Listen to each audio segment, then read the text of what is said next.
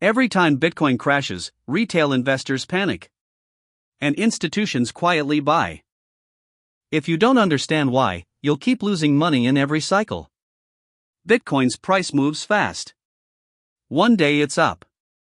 The next day, it crashes. For most people, that volatility feels scary. But for institutions, it's exactly the opportunity they're waiting for.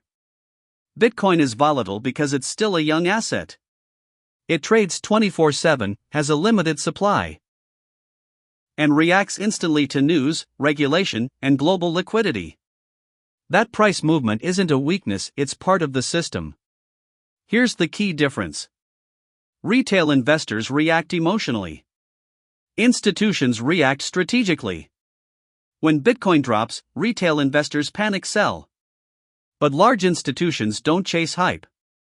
They accumulate during volatility. That's why major financial players are entering through Bitcoin ETFs and long-term positions. They understand something most people miss. Volatility creates entry points. And now there's another conversation gaining attention.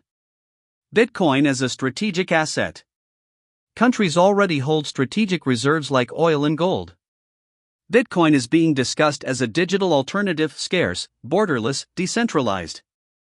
Nothing official yet, but the narrative is changing. The real question isn't whether Bitcoin will be volatile. It always will be. The real question is, will you react to volatility? Or will you understand it?